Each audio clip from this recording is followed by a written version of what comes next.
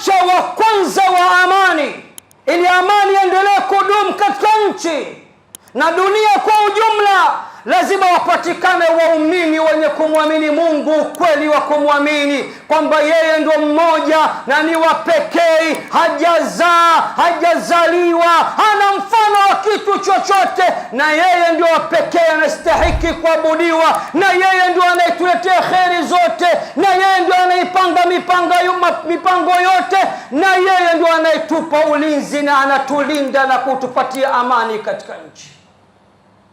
Jambo la kwanza.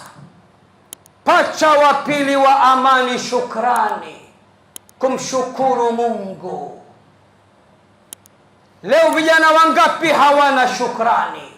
Bwana Mtume Muhammad anasema, man la yashkuru qalilan la yashkuru kathira, asiyashukuru kidogo hawezi kushukuru hata kingi. Leo vijana wetu tunawasikia wakisema kwamba Tanzania hakuna amani. Kwa nini? Kwa sababu kuna matukio mawili matatu yanatokea katika nchi.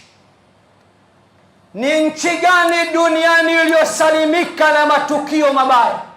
Ukipinga neema alizokupa Mola wako kwa sababu tu umeumwa, uko kitandani mwezi mzima, hajanipa chochote, hakuna neema hapo, mwezi wa 6 niko ndani tu, kakunyima tu afya njema kwa muda, unamkufuru kwa yote.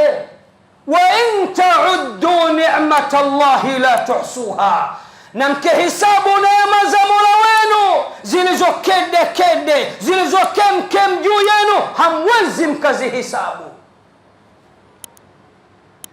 Qur'ani suratu Ibrahim sura ya 14 inasema, wa idh ta'adhana rabbukum la in shakartum la azidannakum, amekwisha tangaza Mola wenu mlezi ya kuwa mkinishukuru nitakuzidishieni. Tukimshukuru Mungu kwa amani tulionayo, atatuzidishia. Matukio yote mabaya yatapeperuka, ukabaji, ubakaji, utekaji, mauaji, kila ubaya kitatoweka, kwa sababu tunamshukuru Mungu kwa kile alichotupa. Na sera ya Mungu, ukimshukuru kwa neema aliyokupa atakuzidishia zaidi. Nyinyi kushukuru hamtaki, mnakufuru neema ya Mungu.